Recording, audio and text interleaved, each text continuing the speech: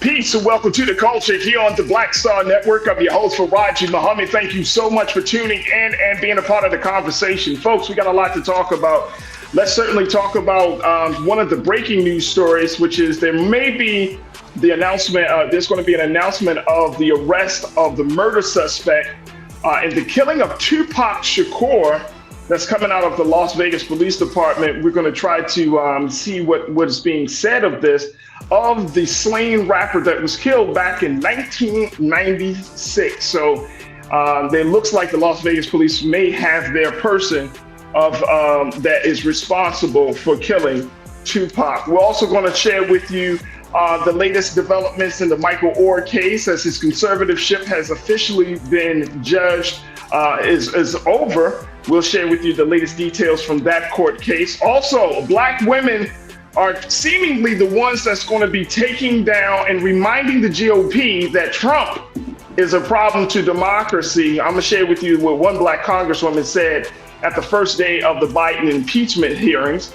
And then later on, let's have a conversation with our sister Corinna Denise to talk about, is civic, are colleges the key to saving democracy? And how it's important for us to have civics now in the college curriculum, and that may be a way for us to have some new conversations about our political government. We'll have that and a whole lot more. Stay with us. It's all happening on today's edition of The Culture, right here on the Black Star Network. Let's go.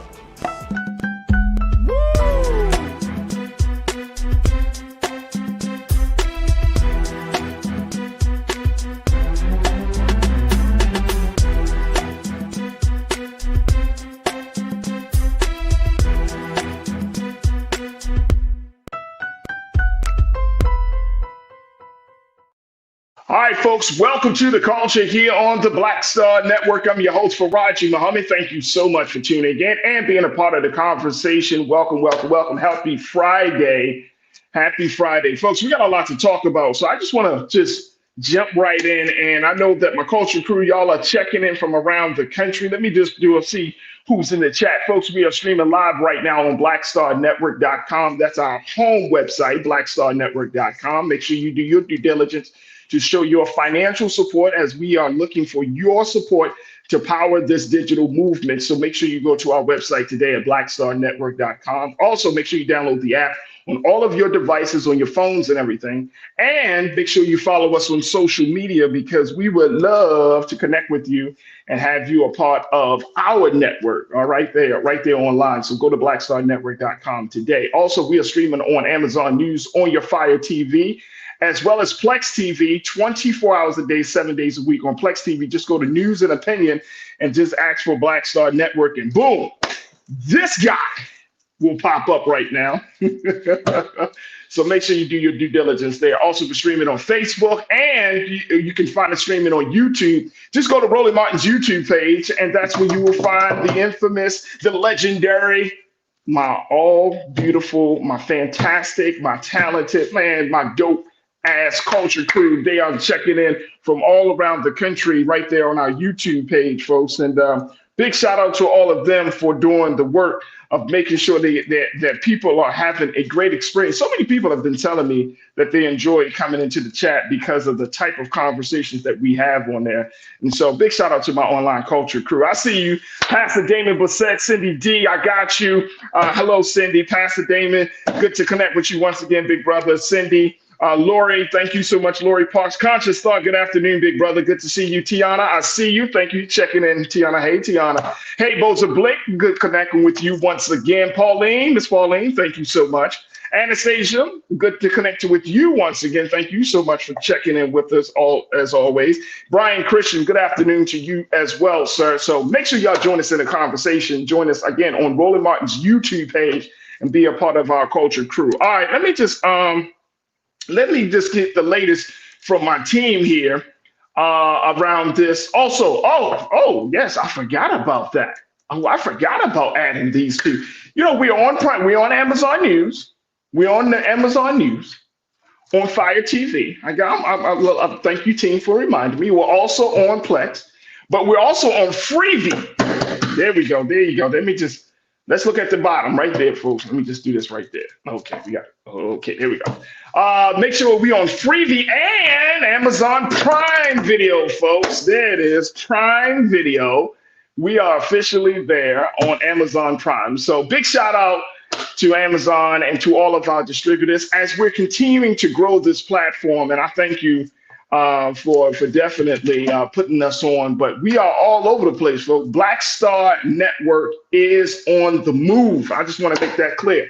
Black Star Network is definitely on the move. So big shout out to all of those platforms. And you can find us again, folks. Amazon News, Amazon Prime, Freevee, Plex TV. Look at that. Boom. Can we show the Amazon once again? Because I don't want people to do it. There we go. Now available on Prime Video. Here we go. There we go. Woo. Mama, we made it. We made it. All right, folks. Let's jump into these conversations. So much stuff is happening. And, I want to just tell my team, just keep me up to date on the situation coming out of Las Vegas, because there's the big announcement coming out of the Las Vegas Police Department about the person that they may have that they have arrested, the man that they have arrested in connection with the killing of Tupac. Now, according to the reports right now, that the Las Vegas police have charged a man with this murder. Of course, Tupac Shakur, one of the great hip hop legends of our generation. He was killed back in 1996 in a drive-by shooting in Las Vegas. On Friday, Duane Keefe D. Davis was indicted by a grand jury in Nevada on one count of murder with a deadly weapon. Of course, Tupac was 25. It's crazy. He was 25 years old. And look at all of that life that man was living. But he was 25 years old at the time of his death. Prosecutor Mark Diaz-Giacomo described Mr. Davis as the, quote, on-the-ground, on-site commander who ordered the death of Tupac. Mr. Davis is 60 years old, folks. 1996. He's 60 years old, and he was arrested this morning while walking near his home, according to the prosecutor. And this is going to reverberate throughout the hip hop community. And it is something that after all of these years, what are we talking about here? Nearly what? Almost 30 years. Almost 30 years. Almost 30 years. Tiana, you checked in and said Tupac would have been 52. Can y'all remember? Wow, he would have been 52. You're right, Tiana. He really would have been 52. All right. So now we're looking at what, 27 years, Deidre? You said the Tupac situation after 27 years. That's right. 27 years ago. Pauline, you asked the question, what took them so long to catch this guy? I think it's evidence. I think it's witnesses. I know that, look, trust me, and I know this is going to sound funny, but watching those crime shows, and I'm talking about not like the fake ones, like the real crime shows, like a lot of the homicide detectives, you got people that leave the department, some retire, the cases don't, kind of sit in the back room and all of this stuff. All of these changes are happening within the police department. And so sometimes it just takes one good detective to pick up the cold case, and say, all right, let's try to see if we can look through all of the evidence again. And that's how these things happen, especially after such a long period of time. It just takes one great detective, somebody who says, you know what, this case hasn't been solved. It's one of the most popular cases of all time, right? Like who killed Tupac, who killed Biggie Smalls. It's like one of the greatest cases in hip hop history. And so there may be some closure for the Shakur family after all. I remember just a few months ago, we talked about this on the show. Tupac was finally given his star of fame in Hollywood. And his sister had expressed her gratefulness and just talking about her brother and the family. and how this was really just a huge honor for her brother, even after his death. And it was, if you go on Hollywood Boulevard right now, folks, there's a guy on Hollywood Boulevard. He always plays Tupac music all throughout the day. And the star actually had like candles and flowers around it. I went up there and I just took a picture one day. And I got to share this picture with y'all, but he went through and it was like, it's right there. It's right there on Hollywood Boulevard. It's not like around some corner. It's right there on the boulevard. So everybody sees it. But there's this one guy, he sits there and he plays the music. He sells memorable like t-shirts and artwork and everything, all things Tupac, right there on Hollywood Boulevard. So it is something that after 27 years, we are looking at finally getting the murderer of Tupac Shakur. And it will be even more fascinating to know, like, even some of the backstory behind this whole case, right?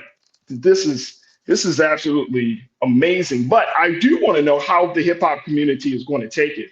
Like I said, it's one of the most famous cases of our genre. But will it make a difference in a sense of how we see Tupac and everything? And I'm sure there's going to be a lot of pieces, a lot of articles about who Dwayne Keefe D. Davis is and what's his connection and all of those things. And so there it is, 60 years old. I wonder if he was just like a hired hand in this situation, or did he have a relationship with Tupac? Did he have a relationship with Suge? And that's the next question, right? That's going to be the next question. Like, okay, you got this guy, but was Suge Knight, was he behind the situation as well? Did he know of the shooting? So, those dots will be connected. But I'm certainly glad that someone within the Las Vegas Police Department said, we cannot allow this to go unsolved. It just can't be. It just can't be. Both this murder and of No Crew, Biggie Smalls murder, they got to come to some level of closure. They got to come to some level of closure and to some level of justice for the families, because regardless of how famous these brothers, Tupac was, the impact that he has made on the culture, he's still a Black man that was shot and killed in a very violent way. And that can be very traumatic for the Shakur family. So there has to be some closure. There's to be some healing. And it's crazy that as one of the most famous people in the world, it took so long to get to his murderer. But guess what? There's an old saying that says justice never sleeps. Justice never sleeps. Let me see. Laura, you said that's what I was thinking. Suge Knight. Yep, we're going to see if there's any connection to that. Absolutely. Tiana, you said, you mean to tell me he was still gangbanging at 33 years old? If you in that life, you in that life forever. You in that life forever. Folks, we're going to take a quick pause. When we come forward, let's talk about some other developments. I'm going to share with you the latest in the Michael Oher case and so much more. Stay with us. We're just getting started here on The Culture, right here on the Black Star Network.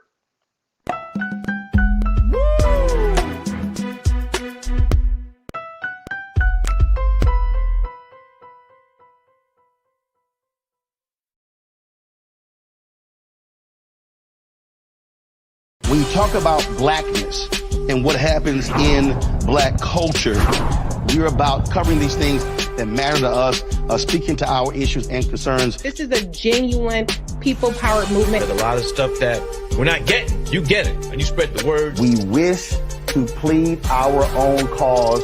Too long have others spoken for us. We cannot tell our own story if we can't pay for it. This is about covering us. Invest in Black-owned media. Your dollars matter. We don't have to keep asking them to cover our stuff. So please support us in what we do, folks. We want to hit 2,000 people, $50 this month, raise $100,000. We're behind 100,000, so we want to hit that. Your money makes this possible. Check some money orders. Go to P.O. Box 57196, Washington, D.C. 20037-0196. The Cash App is $RM Unfiltered. PayPal is R Martin Unfiltered. Venmo is RM Unfiltered. Zelle is Roland@RolandSMartin.com.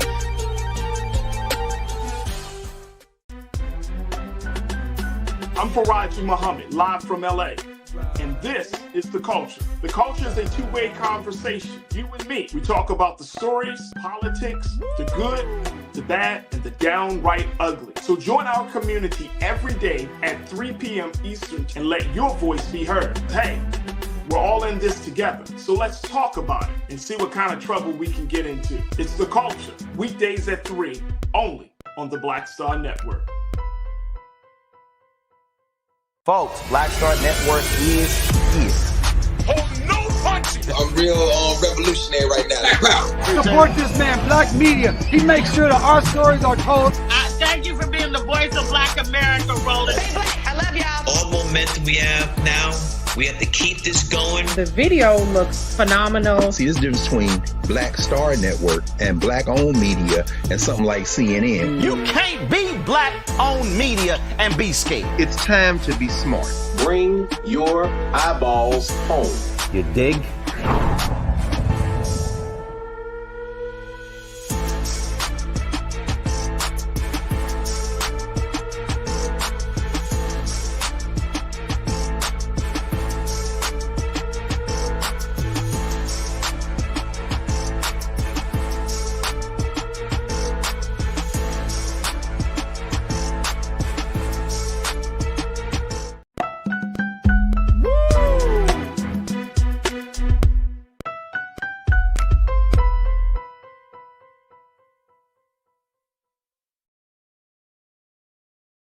All right, folks, welcome back to The Culture here on the Black Star Network. We just gave you the latest in the situation in the case of the killing of Tupac Shakur. The Las Vegas Police Department has announced that DeJuan Keefe D. Davis is responsible for the murder, that he commanded for the murder to happen. Here's the interesting thing about it, though. In his book called Compton Street Legend, he admitted that he was in the car with Tupac as he served as the leader of the Crips, or the Crips Street Organization. So he admitted he was there, but I guess police found some other evidence that said that he was responsible enough to be arrested and to be held accountable for this. So I think there's going to be some other elements of this story that's going to pop up. But again, as I mentioned, justice never sleeps, folks. Justice never sleeps. And that Keefe Davis, 60 years old, 60 years old. Can you imagine being that age? You know, you're trying to move on in your life, and then boom, this thing comes back to come back to get you. It is highly interesting. Lana, you said that you agree that you could remember everything about that moment when Tupac was killed. Yeah, he was a Black American messiah. You said, in my opinion, Farajii, the government did it. I don't trust any one of those names involved. Well, I don't know, Lana. I mean, I don't know. We will see. I remember when people thought the same thing about Nipsey, right? When Nipsey was killed. You know, every time a rapper is killed, there are a lot of theories as to who is responsible, what really happened, what were they involved in, all of those things. So we may never get the full story, and I'm sure Suge Knight is not going to say anything. I'm sure Suge Knight is not going to say anything. So again, this is, I think this brings some level of closure to the Shakur family, and you know, hopefully this will lead to some other unsolved murders, especially like the murder of Biggie Smalls and others, to finally find justice. Now, let's shift gears a little bit. Out of that, let's talk about this other piece where the judge has officially ended the conservatorship of Michael Oher. Y'all know him, former NFL player, who went into just a few months, maybe like a month ago, he announced that that he wasn't really adopted, that his parents, quote unquote, his adopted parents, were actually had signed an agreement of conservatorship. Well, it was announced today that Shelby County Probate Court Judge Kathleen Gomes said that she is terminating the agreement that was reached in 2004 that allowed Sean and Leanne Toohey to control Oher's finances. Let me just share this. This is coming from the group Oher signed the agreement when he was 18 years old. So he was already at a certain age, folks, and living with the couple as he was being recruited by colleges as a star high school football player. Their story is the subject of the film The Blind Side, which earned Sandra Bullock an Oscar. Gomes said, this is the judge, she said she was not dismissing the case or had asked the Tuohys provide a financial accounting of money they may have come to them as part of the agreement, claiming that they used his name, image, and likeness to enrich themselves and lied to him that the agreement meant the Tuohys were adopting him. Now, take a look at this. This is coming from Tennessee, the state of Tennessee. In Tennessee, a conservatorship removes power from a person to make decisions for themselves, and it is often used in the case of a medical condition or disability. But Oher's conservatorship was approved, quote, despite the fact that he was over 18 years old and had no diagnosed physical or psychological disabilities, according to his petition.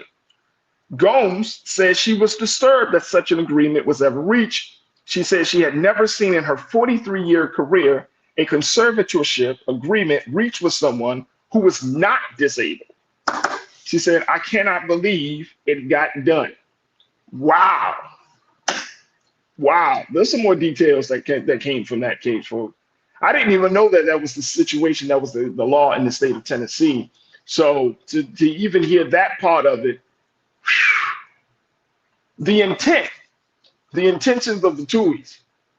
And for whatever reason, they must have some influence. I don't know what happened back in 2004 that allowed, and I'm like Judge Gomes, like, how does this thing even get done? How do you justify, going into this agreement with an 18-year-old who's a football player, who's playing high school football? There's no physical ailment or physical disability. There's no psychological issue. Maybe they did it on the psychological issue by him being, quote unquote, his family situation, and he's distressed. I don't know how they did that. How were they able to pull that off? But big shout out to Michael Oher getting liberated from that conservatorship. And, the last person that had a conservatorship, for those who follow this story, was Britney Spears. And she got liberated from that as well. But to hear that this type of thing can happen to a young person, it's very, very sad. And again, it makes me question the intention of the Tuohys. Like, did you really care about this guy? I mean, did y'all really care about Michael Oher, or is this just like a gravy train here? Cindy, you checked in. You said, I thought he was slow in learning or something like that. Right. I thought there was something. I wonder how they justified going into this agreement, since he doesn't have a physical ailment, because he's a football player. He doesn't have a physical disability. So they must have played on his psychological disability of some sort, right? Maybe trauma or something. So, yeah. Pretty Brown Mimi, 726 Mimi, good afternoon. Good to connect with you. You said Michael Oher said his life was not as portrayed in the film. They controlled his finances for 20 years. Shame on them. Woo! Talking about taking advantage of someone, right, Mimi? Like, geez, 20 years of that. And I think, Mimi, if I'm not mistaken, when he just recently talked about this, like, he didn't even know for a long time that this was the case. So he played for a couple of different teams in the NFL, making all this money, getting deals, This is interesting. Very, very interesting. Anastasia, you said they need to pay all that money back that they took, and they gave their kids millions of dollars from his dealing. Yeah, he actually has been trying to get some sort of money back. That's one of the things that he put in his petition, that, like, look, they took this money in an unjustified manner, so therefore I should be able to get it back. But we will see. As I just shared with you, the judge has said the case is not closed, because I'm sure that is the other part of this. Like, is he owed something in return of that? Is he owed something? Pauline, you said no, they didn't care, just wanted to control his money. They should be made to pay back every penny, if they have any money. If they have any money. If not, he's going to put them right into bankruptcy. Isn't that crazy? Wouldn't that be a wild turn of events? that they took on a conservatorship of his finances, and then in paying him back, they go broke and bankrupt. Dang. Dang. It's a hell of a thing. Justice never sleeps. Justice never sleeps. I'm telling you, justice never sleeps. All right, folks, look, we're going to take another quick pause. When we come forward, can I talk about how, sisters, y'all are doing something that a lot of people didn't expect for y'all to do? I'm going to just break this down. Like, Black women are the best. I'm going to just say this. Y'all are the best. Y'all are leading the charge. And I'm going to say this very early on, and y'all tell me if I'm wrong after I share this story, but Black women may be the key to saving this country. Y'all might just be that key to saving democracy. I'm gonna share with you the details, and we got a little video. What happened yesterday at the first hearing, the first day of hearing for the Biden impeachment, where they could not find any real evidence against the president for any wrongdoing, but how one Black congresswoman said, "You want to talk about somebody broken the law?"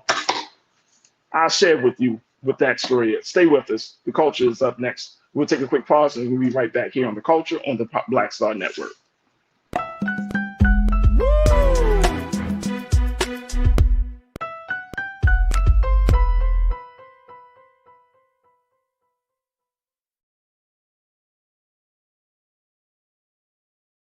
Folks, Black Star Network is here.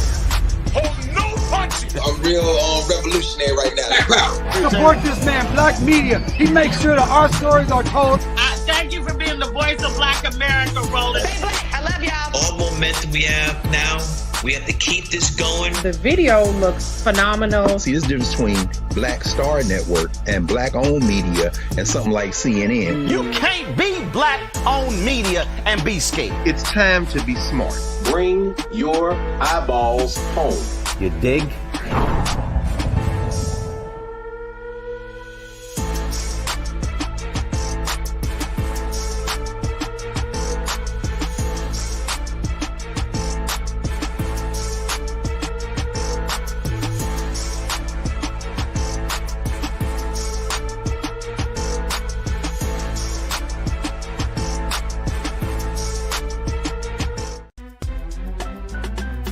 I'm Farajii Muhammad, live from LA. And this is The Culture. The Culture is a two-way conversation. You and me. We talk about the stories, politics, the good, the bad, and the downright ugly. So join our community every day at 3 p.m. Eastern and let your voice be heard. Hey, we're all in this together. So let's talk about it and see what kind of trouble we can get into. It's The Culture, weekdays at 3, only on the Black Star Network. When you talk about blackness and what happens in Black culture, we're about covering these things that matter to us, speaking to our issues and concerns. This is a genuine people-powered movement. There's a lot of stuff that we're not getting. You get it, and you spread the word. We wish to plead our own cause. Too long have others spoken for us. We cannot tell our own story if we can't pay for it. This is about covering us. Invest in Black-owned media. Your dollars matter. We don't have to keep asking them to cover our stuff. So please support us in what we do, folks. We want to hit 2,000 people, $50 this month, raise $100,000. We're behind 100,000, so we want to hit that. Y'all money makes this possible. Check some money orders. Go to P.O. Box 57196, Washington, D.C. 20037-0196. The Cash App is $RM Unfiltered. PayPal is R Martin Unfiltered. Venmo is RM Unfiltered. Zelle is Roland at RolandSMartin.com.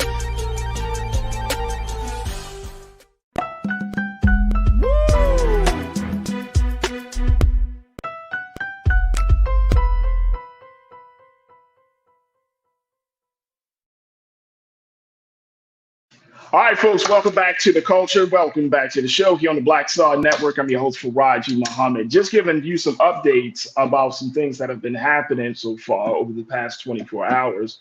And one of the big moments and one of the big things that folks are talking about is this display of quote unquote justice, democracy that we see coming from the other side, from the GOP. as they head into the first day of hearings around this, as they try to proceed moving forward on impeaching President Biden, while they were claiming that he got somehow involved in his son's Hunter Biden's business, and that he knew, and there's some wrongdoing that he has done. So they put on this whole hearing yesterday, which some Democrats have said is a waste of time.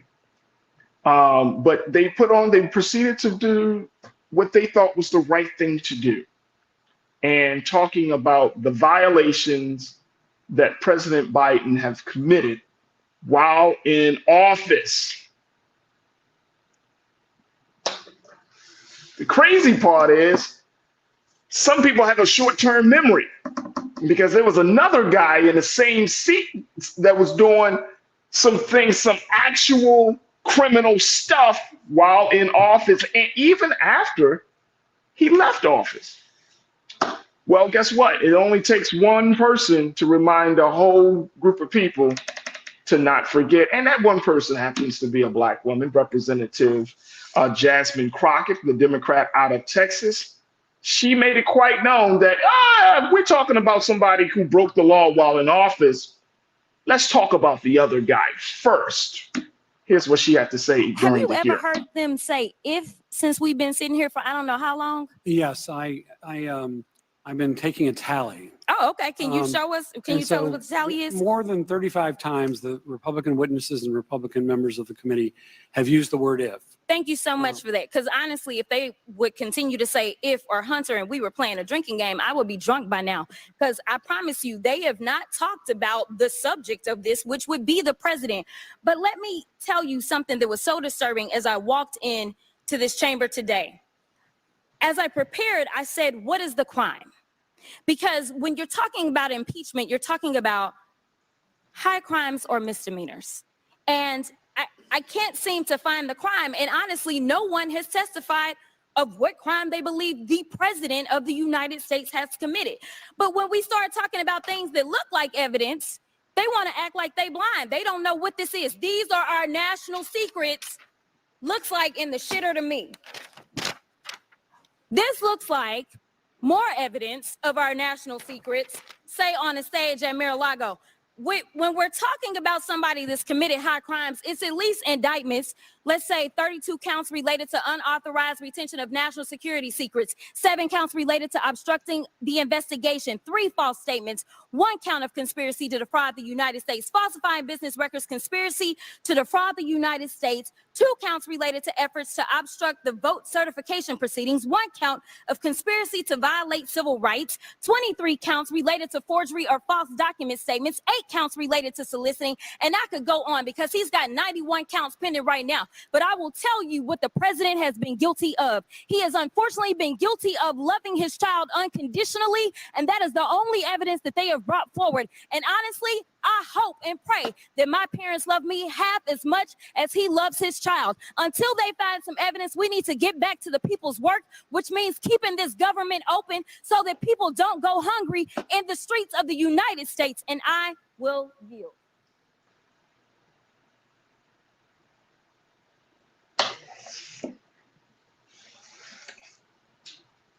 I don't know what to say. Representative Crockett. Yes, ma'am. Yes, ma'am. You know what? Y'all know what I'm about to say. It's only a matter of time that Big Brother Roland will have her on the show. It's only a matter of time. Wow. Wow. The crazy part about this, though, folks, is that you got to be reminded. Like, just think about this. This is the crazy part. Not just about her passion, not just about the fact that she makes an excellent point. The crazy part is that you got to be reminded of what a person who has committed high crimes and misdemeanors look like. Crazy part is you got to be reminded of the fact that the guy in the seat just a couple of years ago who left the seat, who is actually in legal issues because of his mishandling of classified documents. Like, it just escapes us all. It's like, oh, that didn't happen. It's not a high crime. Please, you can take classified documents anywhere, anytime. Please. As she said, in the shitter. Wow. Wow. All right, let me hear what y'all got to say on this, crew. Let me hear this. You are not a victim. You said she's loud and wrong. Loud and wrong. Who's loud and wrong? You are not a victim. Are you talking about Representative Crocker, or are you talking about Crockett? Excuse me. Or are you talking about someone else? Is that loud? Give me some details. I don't want to assume anything, because that will make me, Cindy, you said you go, girl. She's always been that way. She's a star in the Democratic Party. My question is, this is what we're seeing. She not only reminded the GOP of its own issues by pulling the receipts on Trump, but then going back to the point of making sure that the government is doing what it's supposed to do. She's a reminder for democracy as well. That's all I'm gonna say. Real Brooklyn, now Real Brooklyn, you know better. Saying, am I listening to Bonita Buttrell, or am I listening to someone in government? Really? Come on, Real Brooklyn, you know better, brother. I mean, look, we can't even go in on a sister that speaks the way she speaks when you have Republicans and Democrats. I mean, we just talked about Chris Christie on a national stage say how the president is sleeping with a teacher in the most disrespectful way to the first lady of the United States. Now, I'm just talking about principle here. The president is sleeping with a teacher. And then the vice president, yeah, I sleep with the teacher for 38 years. Really? Come on, bro. Come on. Brian Christian, you said she brought the fire. Yeah, she brought a lot of fire. What you expect? Kathleen Davis, you said she brought receipts, proof. Lana, you asked the question, now what? You're not impressed, now what? I think in a case like this, Lana, and this is, you can agree with me or disagree with me on this. I think in a situation like this, it's not necessarily, it may not lead to anything in terms of like stopping the impeachment hearings or even changing the course of the way things are going. But I think what it does, it gives people some incentive, something like she's showing that she has somewhat of a fighting spirit to her. And I think that's what is inspiring for a lot of people right now, that we have often been saying, and I know some members of some of y'all on the crew, y'all have been saying, well, where's the fire from the Democrats? Where's the we want to see representatives that are angry, upset, that are tired of the BS. So I think it brings that type of energy to the conversation. Like I said, it may not change the impeachment hearing, but this was a national clip of a Black woman who's really, to me, this is what I saw. A Black woman who's taking the mirror and putting it up to the GOP and to America. And to America to say, look, let's stop the hypocrisy. Let's stop acting as if what just happened either during the Trump administration and what's been happening after the Trump administration has not been happening. This is happening. The president just made a speech yesterday, and I think it's either Philly or I forgot the city he was in, and Lisa and Maddie let me know. But he just spoke yesterday. This is the fourth speech he talks about saving democracy. And one of the things he said, one is that this is going to be a central tenet of his 2024 reelection campaign, this idea of saving democracy. But then the second part of that is that he outwardly points out Trump is a threat to this current system of democracy, right? So there is more, I think that we're starting to see just a little bit more of the Democrats coming less on the defensive and more on the offensive. Less defense and more offense. All right. Let me take another couple of comments from you, crew, and then we got to take another quick pause. Monkey Confessions, you said, I follow her page on Twitter along with some other CBC members. What do you follow on Twitter? What does she say on Twitter, Monkey Confessions? I would love to know. I got to follow her. John HPS, you said she was on point. Lana, you go back to say respect. Teach me. She gives me hope. It's inspiring, but we need substance. We got a whole CBC that speaks well. I like her fire. I want her to shift her fight. That's all I'm saying. I respect that. I definitely respect that. And trust me, I'm all about substance and not just for performative politics, right? But I think sometimes it's like in certain moments you look in the toolbox and say, which tool do I want? Do I want to put somebody on blast on national TV in a national way to remind them of their hypocrisy? Or how do I want to do it and using which tool? And I think this tool is something right now. Again, we've been looking for this. We've been wanting people, some of you have been saying, right, look, well, we want Democrats to step up. So it is something like that, right? I love the fact that she, as a Black woman, as a Black lawmaker, that she is not going to just take certain things. But again, this is a slippery slope. This is a slippery slope. The slippery slope comes in whether those who have been oppressed by the system the most becomes the number one defender of the system. That's the slippery slope, and very unique position that Black folks have always found themselves in. I was watching just a little bit of a documentary yesterday, and they were talking about the signing of the Emancipation Proclamation. And I'm going to say this really quickly, then we take our next pause. And in this documentary, they were making a point that when the Emancipation Proclamation was signed and the Civil War was happening, that those of our people who were enslaved were started to be recruited to be a part of the war effort, right? Either to fight on the side of the South or fight on the North. But we were enlisted into this war effort.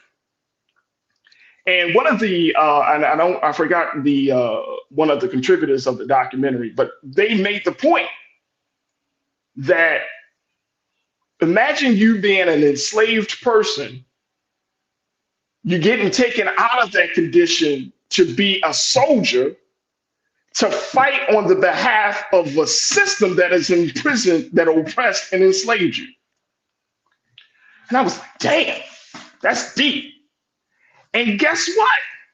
From that time to this time, that has been a part of our story.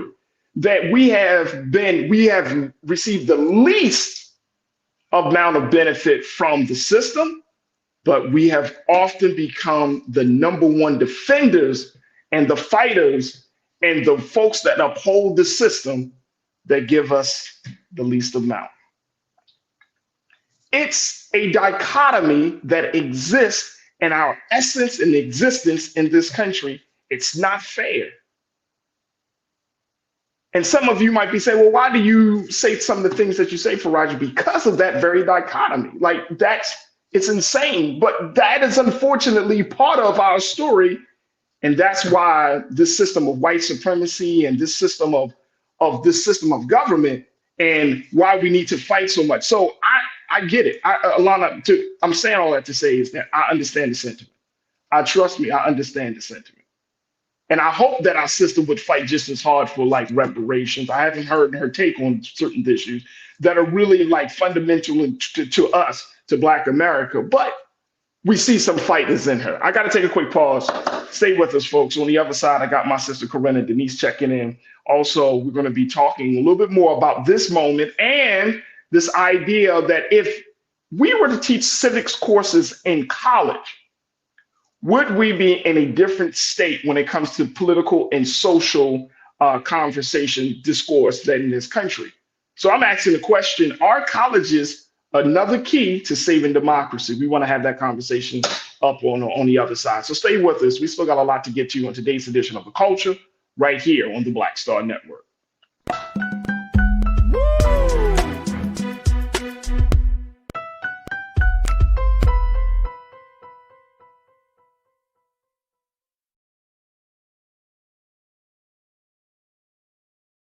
Pull up a chair, take your seat. The Black Tape with me, Dr. Greg Carr, here on the Black Star Network. Every week, we'll take a deeper dive into the world we're living in. Join the conversation only on the Black Star Network.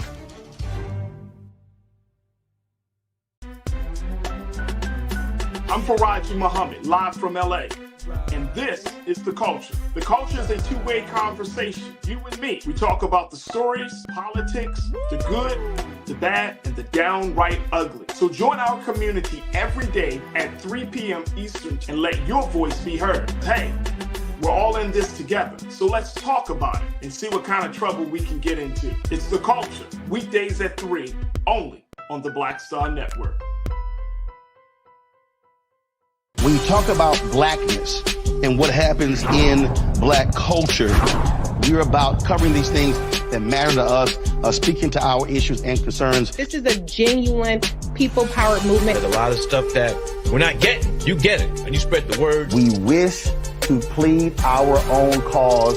Too long have others spoken for us. We cannot tell our own story if we can't pay for it. This is about covering us. Invest in black-owned media. Your dollars matter. We don't have to keep asking them to cover our stuff. So please support us in what we do, folks. We want to hit 2,000 people, $50 this month, raise $100,000. We're behind 100,000, so we want to hit that. Y'all money makes this possible. Checks and money orders go to P.O. Box 57196, Washington, D.C. 20037-0196. The Cash App is $RM Unfiltered. PayPal is R Martin Unfiltered. Venmo is RM Unfiltered. Zelle is Roland at RolandSMartin.com. Folks, Black Star Network is here. I'm real revolutionary right now. Support this man, Black Media. He makes sure that our stories are told. Thank you for being the voice of Black America, Roland. Stay black. I love y'all. All momentum we have now, we have to keep this going. The video looks phenomenal. See, there's a difference between Black Star Network and black-owned media and something like CNN. You can't be black-owned media and be scared. It's time to be smart. Bring your eyeballs home. You dig?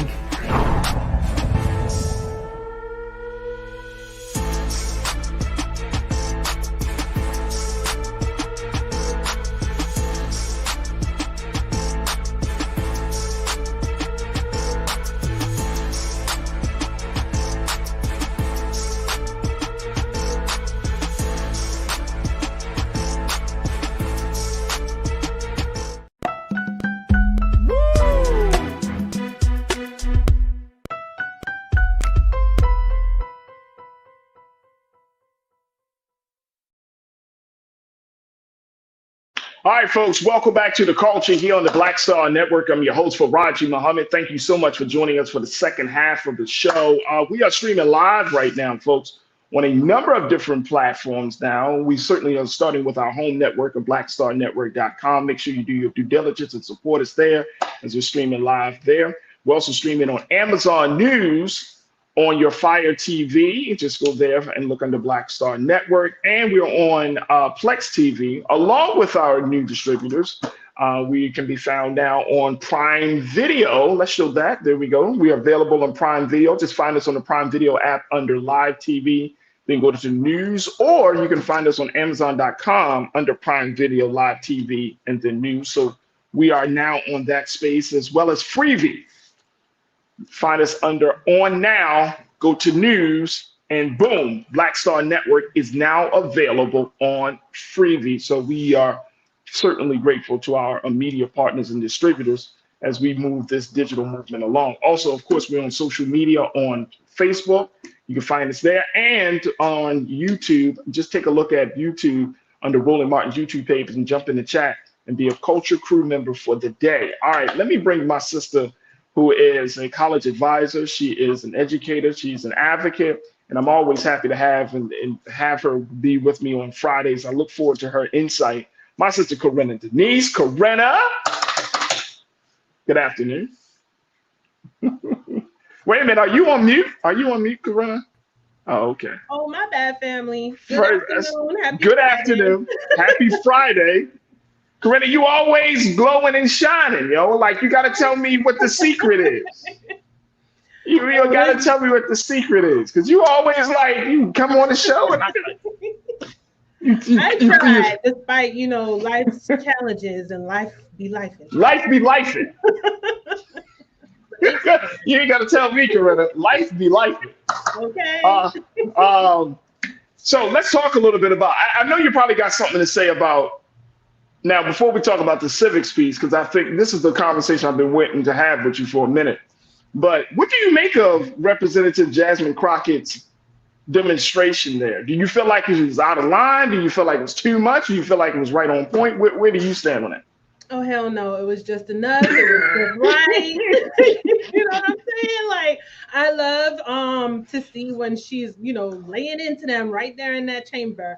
And she was on point. And, I think it clearly demonstrates, I love the fact that she had the pictures, right? Because it really is hypocrisy. And she pointed it out and she let them have it, right? There was, we don't have time for decorum right now. You got to hit them where it hurts. It's like, if you hit me, I'm going to hit you back harder. And that's how we have to play this game. And I'm glad she showed the evidence, because it's like, you have no evidence with what's going on with Hunter Biden and the president. But let's talk about y'all's president, right? The tangerine tyrant. Okay. Had all those boxes in his bathroom. And I love that she said shitter. I was like, yes, sis. I had to listen twice. I'm like, did she say what I think she said? Oh, yeah, she said it.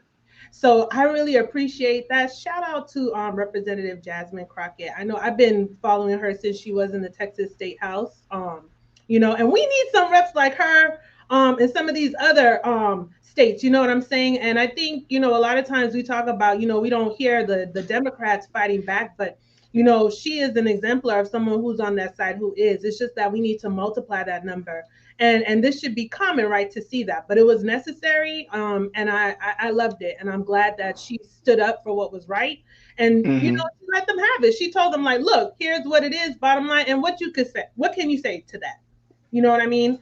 Your president is, he got, what, 4 indictments? Like, I'm starting to lose count. So. Oh, yeah, he got 4 right now. He got 4 indictments, 91. Now, I've never heard a man who has, and y'all crew, y'all tell me this, because anybody from the street has ever heard this happening.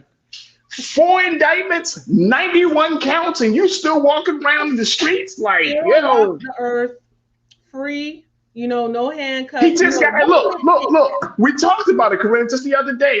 We know that Letitia James, she just won her case where he was found guilty of fraud and pretty much being deceptive to banks and investors.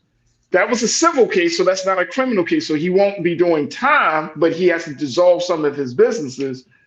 But it's the fact that, like, bro, you still raising money, you still spending money, people are still believing in your idea and your vision, and you are a whole criminal, like for real, like a whole governmental criminal. I think it demonstrates, the toxicity of white caucasity, white privilege, white supremacy, all these things, right? That we coin it as, that he can still walk around free. I'm looking for the orange jumpsuit. Hopefully. You think that's going to come? You think that's going to come before the election? I don't know. And I don't think it'll come before the election. No. I don't Corinna, you know what I think will happen? If it ever came down to something like that, it'd be crazy. He'd be like literally in jail, and he would still have a major lead over the GOP candidates. Yeah, and it's just the fact that he could just file the paperwork. Let's start there. That he could file the paperwork to even get on the ballot. I'm tired of seeing Professor Lawrence Tribe come on MSNBC, trying to deep dive in analysis, breaking down the Constitution. Like, how much more broken down does it need to be? And I feel like that just speaks to the much bigger issue at hand, and that we really don't have democracy in this country, which I want to just circle back quickly to, President Biden wanting to let that be the focus of his campaign. And I spoke about this a little bit on the show a couple of weeks ago. We have to make sure we're clearly defining what democracy means, because we say that and we put that out there. But what does that mean for you, Farajii? What does that mean for me? What does that mean for us? That's a great question. That is an excellent question. How are we defining that, and why is it so important? Because we know a lot of people are checked out and disconnected. So we have to connect to the thing that people cares about, and then tie that in, right, to help them understand. Okay, so this is why democracy matters. This is how that plays into what's happening in your everyday life and the things that you care about and the things that we're trying to do to prevent all this, harm to us. But we have to make sure that it's clearly defined, because we're saying it so much, it kind of becomes a little bit numb, right? Or like it does. You start to tune out. So, they have to talk about it, but they have to make sure people understand what that means for us as a country, a nation, whatever you want to call us, and for us as a people, and for us in our individual lives. That's so important. No, I think that's an excellent point. We got to take another pause, but I think that's an excellent point in analysis that you just made, because if we don't even get back to the basics, right? And I think that there's this assumption from a lot of people, Black, white, Republican, Democrats, I think there's this natural assumption that we're all talking about the same thing. When in reality, it's very, very clear that we're not. That Donald Trump's view, as he said that he doesn't, now the man is running for president. He said that he doesn't believe that America is really a democracy, that this is not a good democracy. Oh, he wants to be king. We saw that. Well, that's what I'm saying. But it's just a simple fact that as a candidate of a person who's running for the highest seat in the land, that you can be so critical as if you weren't a part of the breakdown. That's the part. Like, bro, you do know that you contributed to the breakdown. Now, does it all fall on Trump? Hell no. You're talking about hundreds of years of this, right? What Trump has done has exacerbated this whole situation to the point where it feels faster. It feels much more dramatic. But to your point, we gotta be clear. Now, do we do that in a big, like, professorial type of way? No, but I think that you gotta have different conversations. I gotta take this pause. And these are the conversations that need to be happening in colleges, in middle schools and high schools, in those school centers. You gotta have a conversation. Like where do we go? And I'm glad you brought this up, Corinne. I'm so happy about that, because where do we go to get a better understanding, or at least a common understanding of what democracy is? Folks, that's the basis of the conversation. This is why I love having Corinne on Fridays, man.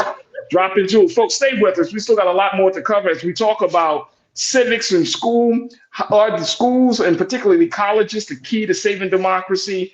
And what is it? What are we trying to say? What are we trying to hold on to? Stay with us. The conversation continues. Make sure you join us on the Roland Martin's YouTube page and be a part of the Culture Crew, and join us in the discussion. We'll be right back here on The Culture, here on the Black Star Network.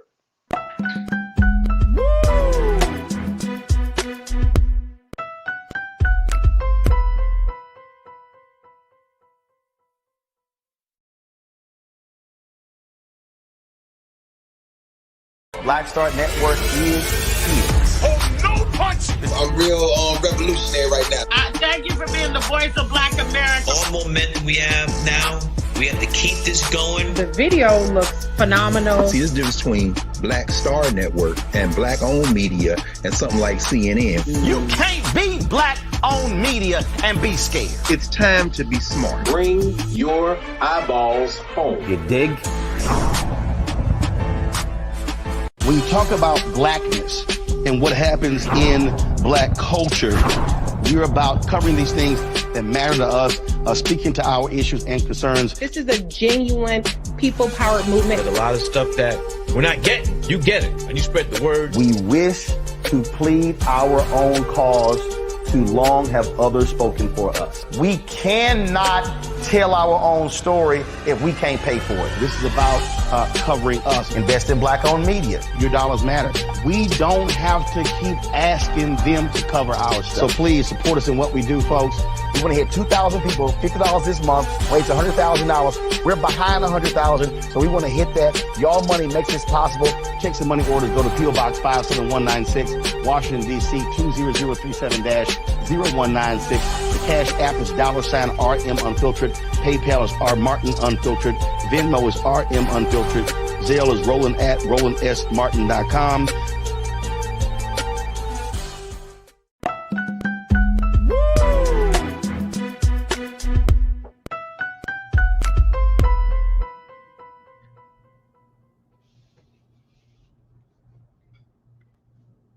All right, folks, welcome back to The Culture here on the Black Star Network. I'm your host, Farajii Muhammad. Checking in with my sister, Corinna and Denise, as we talk a little bit about civics in schools. Are colleges, are schools the keys to saving democracy? The big question, and certainly we're going to continue the conversation around it, but I want to bring my sister back into the frame, Corinna, because Corinna, you made an excellent point before the pause. You asked a question like, our view of democracy is different for each person, right? And I think you're absolutely correct. This is what democracy is like. It's such a big idea that it has so many different versions that people kind of hold on to, right? Yeah. And even though the Constitution gives us a framework of what democracy could look like, it doesn't fill in all the gaps. It doesn't connect all the dots, right? For us to really say, okay, this is what it is. This is what it is. And so when I do hear and even on this show, making sure that we're not overusing a term as if, or assuming that everybody is on the same page and understanding that term. Right. You know what I'm saying? Yeah, we just assume that everyone knows what that is, and we need to clearly defining it. Absolutely, absolutely. The thing is, and I'm gonna go back to Representative Crockett for a minute. Mm-hmm. And I kind of made this point, like, does her demonstration, this recent demonstration, there have been other situations, whether you're talking about a black woman like a Fonnie Willis down in Georgia, you're talking about like a Letitia James, the black women who are moving forward and holding Trump accountable specifically, but in that process are also upholding the democratic institutions, the democratic ideals and structure. Is this demonstration the demonstration that we should fall in line with, right?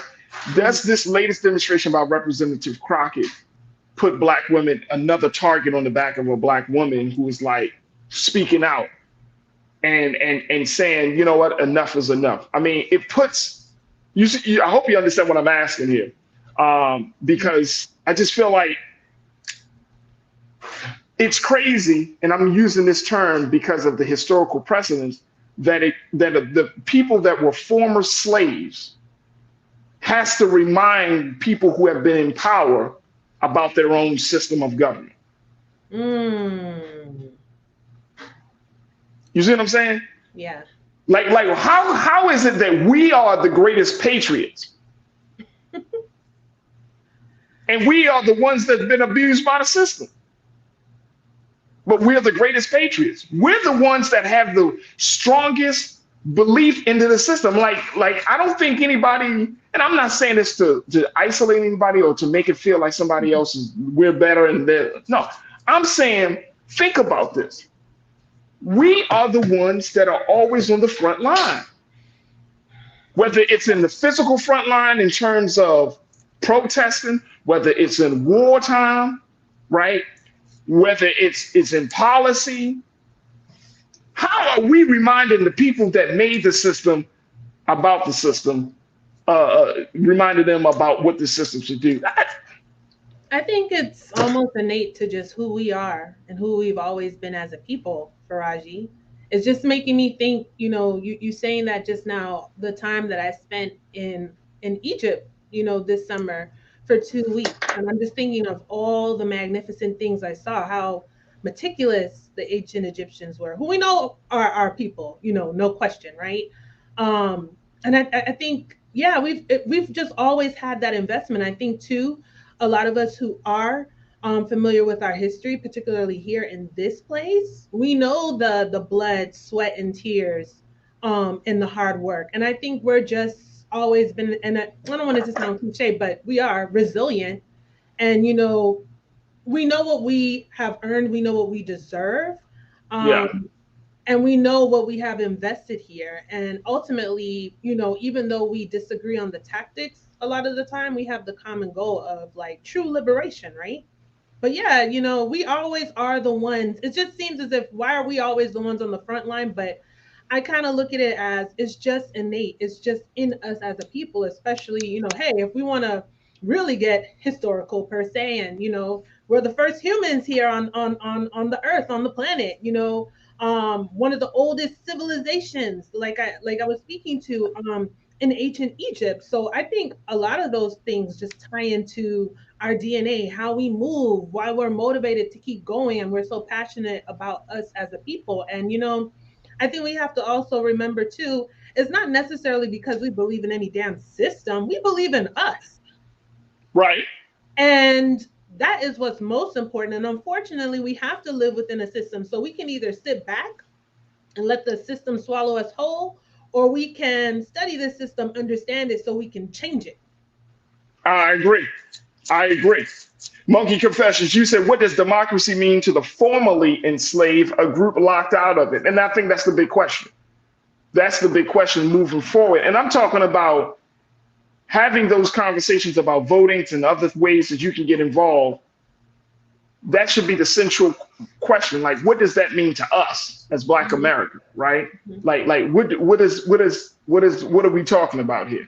Sharon Brooks, my sister, you said Representative Jasmine Crockett, along with other Dems, are changing the trajectory of their time in Congress. They all must work, do the work, read the room, teach, pass bills that help their constituents. Absolutely. I absolutely agree. And we have to remember too, Representative Jasmine Crockett was one of the, I think maybe it was about 30 of them, I can't remember the count, Texas Democrats a couple summers ago who went to DC. Do y'all remember that? I do remember that. Trying to hold up that session where they were trying to hold it down. And, I'm still salty at our president for not taking the time to meet with them. But, I think we really need to, sometimes we have a short-term memory. So I think we have to go back and remember, where is Rep. Jasmine, for example, coming from, right? Her track record as far as, all the work that she has done as an elected official, not just here in the Congress. It kind of just ties into why she's so passionate about these issues, right? And I think it's important to remember who they are, especially, again, when it's time to vote, who we're going to, push on these policies, who can actually get things done for us. And, aside from just, seeing her in her magical element per se, we have to follow up the paper trail, what's actually happening, what bills are they bringing to the table, what are they actually fighting for, and I think sometimes too, Farajii, it'll look different for all of our legislators. Like everyone's not going to be like Rep. Crockett to just hold up the evidence and stuff, or maybe to just be that, feisty with it. It might come in another presentation, but as long as it's still strong and firm, I think that definitely counts, especially with folks are doing behind the scenes. But we are also in a moment where we need to see more of what we just saw from Representative Jasmine Crockett. It is absolutely necessary. I totally agree. And I thought, what I this is just a little aside, Corinna. I just hate, we need to stop acting as if these people aren't people. Like people have this preconceived notion that because you're in public office, that you're supposed to have this high level of decorum and that you can't be upset. I remember when President Obama had that whole situation with Henry Louis Gates and how he was arrested in front of his own house. He had to restrain his anger and his frustration. You know what I'm saying? With this whole thing that a white police officer arrested Dr. Gates, this scholar, this world-renowned scholar and researcher, this author, books and stuff, this historian in front of his house. And he had to feel extreme because people was like, well, he's the president of the United States. He shouldn't be. Like, Man, Listen, I wish. I firmly believe. I wish our national rep. I mean, I want somebody to wild out on some people. You know what I'm saying? Like, I mean, this is how I feel. Like, if you just be like, man, fuck this, man. Like, we, you know, like, I mean, part of me. Sometimes you need to hear that F-bomb. I just need to wild out, man. Just wild out on people. Just because, look, you're talking about people's lives. You're talking about systems. You're talking about the livelihood of all of us. And you want people to come. Mitch McConnell, when he comes up, he sounds like he's just like, I mean, he's saying the most craziest things, but he's standing there and he's trying to sound like he's the most respectful person. But out of his mouth comes the most. His voice is also very. His craziest, and I'm talking about the contents. I'm not talking about the sound. I'm talking about the contents of his whatever he has to say. Yeah. Just doesn't align with the physical nature, stature of who he is, and it's crazy. And I think that we do ourselves a disservice when we expect our political leaders to not get upset, to not feel. To not tell the truth, you know, it's just like, come on, bro. Like, and people, and look, and this is what I think will happen, Corinna. They will look at our sister, Jasmine Crockett, and be like, well, why does she sound like that? Well, first thing, she's from Texas. Why did she move her head and she lift up the paper like this? See, you're looking at all of the other stuff, except for listening to what the sister had to say. Now, she stood up there and was like, well, we have President Trump. He has 91 counts. Can we please pull up the PowerPoint of his stuff in the shitter? Yeah, you can't lose the audience, but I think she was her authentic self. And I think that's what makes me appreciate her even more, right? Yeah. I mean, that's what look, when they run for office, we want them to be their authentic selves. Right. That's why we put certain people in office. So why can't they be their authentic selves? It's like we kind of do this decorum. Let's be real. Decorum goes out the window when you are trying to stop people from voting, when you won't pass bills to save people's lives when they come in contact with the police. Decorum goes out the window when you're talking about all of the challenges that Black mothers have to go through in giving life and saving their own life in the process. We don't have no time for decorum. We ain't got time for no damn decorum, man. J6, real quick, and I know we got to go to break. You finished watch. I remember staying up late to finish watching them complete the vote, right? To secure President Biden's presidency. And 2-3 in the morning, best believe they almost came to blows in that chamber. And I'm talking specifically about some of the white representatives, okay? And it just makes me think, I'm pretty sure, you know, back in the day, you know, when it was just a whole bunch of white men, they throw blows in that chamber. The way they were talking to each other, you know, but you don't ever hear that take back. Oh my gosh, and he didn't have to behave that way, right? We always see that it's laser focused on certain folks who typically look like you and I. But I say all that to say it's not as uncommon as we think. And at the end of the day, they are human beings, and I think it's effective. People, you know, I hate to say it, but like the GOP, they play off of emotions all the time. They do it manipulatively. But yeah, emotions matter. And we're just at a point right now that decorum is out the damn door. We're about getting the business done. And if that's how it needed to come out, shoot straight, no chaser, for people to fully comprehend the matters that are happening, then so be it. I'm all for it. I'm all for it as well. Look, we got to take a quick pause. When we come forward, more conversation. Let's go further into this idea of civics. I want to get Corinna's take on this and share with you what one New York Times columnist had to say. She's a professor and says that maybe the discourse, the political discourse in this country would change as we simply taught young people how the system works and give them the framework on how to have political conversations. I want to get your take as well, crew, on this and so much more. Stay with us in the final few moments of we're going to be having those discussions right here on The Culture on the Black Star Network.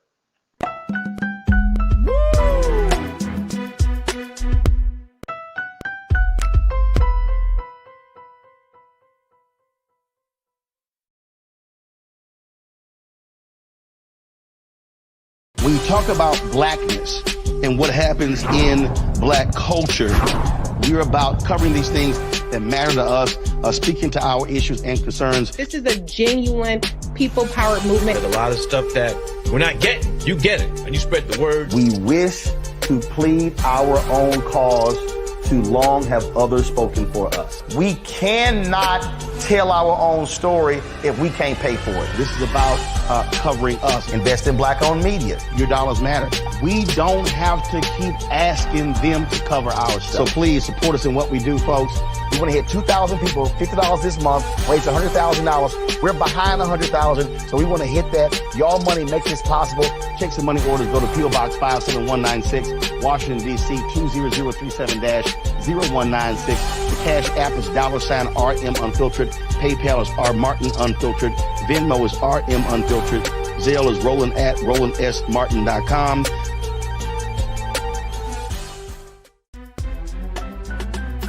I'm Farajii Muhammad, live from LA. And this is The Culture. The Culture is a two-way conversation. You and me. We talk about the stories, politics, the good, the bad, and the downright ugly. So join our community every day at 3 p.m. Eastern and let your voice be heard. Hey, we're all in this together. So let's talk about it and see what kind of trouble we can get into. It's The Culture. Weekdays at 3, only on the Black Star Network. Folks, Black Star Network is here. Oh, no punching! I'm real revolutionary right now. Support this man, Black media. He makes sure that our stories are told. Thank you for being the voice of Black America, Roland. I love y'all. All momentum we have now, we have to keep this going. The video looks phenomenal. See, this difference between Black Star Network and black-owned media and something like CNN. You can't be black-owned media and be scared. It's time to be smart. Bring your eyeballs home. You dig?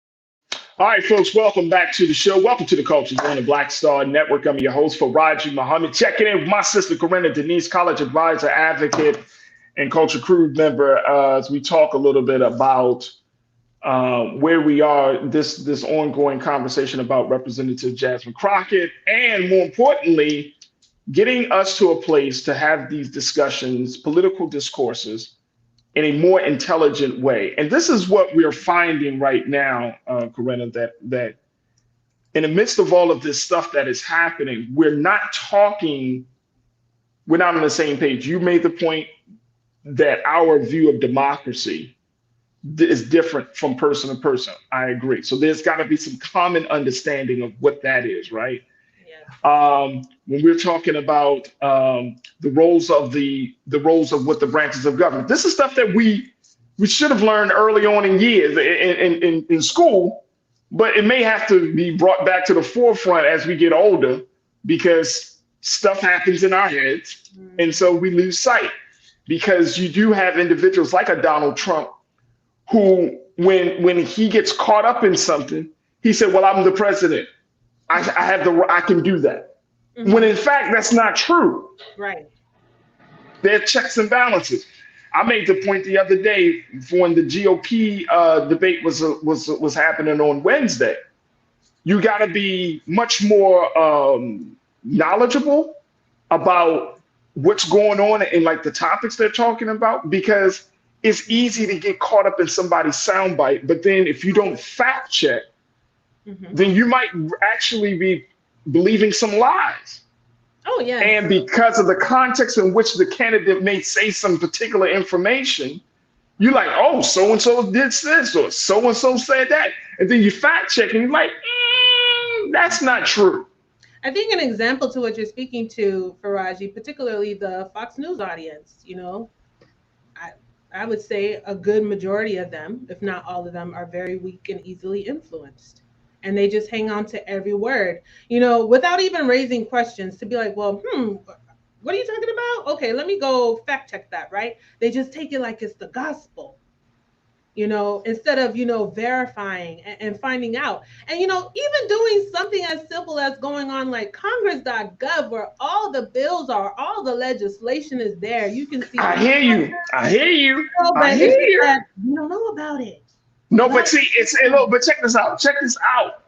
See, you are a political news junkie. You're a systems thinker. I said that the other day. You're a systems thinker. You think about this stuff. This is, you love, first thing, you actually love learning about this stuff. So political science, understanding this stuff is actually something that you enjoy doing. To somebody who has no interest, do we get upset with them that they have no interest in this? Because government is can be very, very boring. I mean, I don't think that's we get why upset with them. They we just can't have get to upset with them. understand why it affects them. I mean, they don't have to be. That's a different approach, though. But you have to be aware. You have to be conscientious as to how this is going to impact your life. You know what I mean? Well, I agree. But see, there's no mandate. And here's what I'm saying. There's no mandate in the Constitution or any other government document, no other founding document where that is a prerequisite of citizenship. If you are born in America, you're not given a civics test. We learn civics in school, right? Yeah. But look at how school has changed over the past 30 to 40 years. That slowly has dissipated from the curriculum. But you're not given a civics test because why? Because it was assumed that we, Farajii, and I just wanted to share this with our audience quickly. When you talk about, we don't get a civics test. So I actually worked in a school where the students, as part of their graduation requirement, they actually had to sit for the exam that someone would take who's coming into this country to become a naturalized citizen. And I remember some of us, just the staff, just wanted to take the exam just to see. And in all transparency, we didn't know a lot of the information on there. That's what I'm saying. But someone who wants to come and be a naturalized citizen, they actually have to study these things and successfully pass. So I thought that was very profound, Farajii, that we're natural born citizens, but we don't even know. And then just to circle back to a point you made, it's not a prerequisite in the Constitution, but given the history here, right? Why would it be? So I think we have to raise those points too. Why hasn't it been taught? Well, because if you think about it, and I know some conspiracy theorists are gonna love this, but I think that to some degree, having an ignorant electorate, an ignorant citizens plays well for the behind the scene politics of America. Oh, yes. You see what I'm saying? So if you're too smart, if you understand the system too much, then and you can see the loopholes, right? Like if you can start to point out the loopholes, then you start to become a problem. Because now you can't just pull the wool over our eyes. The thing is, we're not. It's just not. It's not a big thing. Here's why this conversation is so important. There is a college professor. She wrote a piece for the New York Times. She said, by abandoning civics, colleges help create the culture wars. This is her piece for the New York Times. And in this piece, this was penned by, let me see who wrote this. This was I think it was either a group or an individual. By Deborah Satz and Dan Edelstein. Professor Satz is the Dean of Stanford School of Humanities and Sciences, where Professor Edelstein is the faculty director of the Civic, Liberal, and Global Education Program. It's a fantastic, very fascinating read on the New York Times website. But one of the key points is that the culture war that we're seeing, the civics, the lack of intelligent political discourse that we're seeing in this country can be remedied if those things were taught on a college level. Now, we can even go as far back and say in a high school level. Like, there were certain things in our parents' generation that they were exposed to in schools that we're not exposed to now, right? Certain things.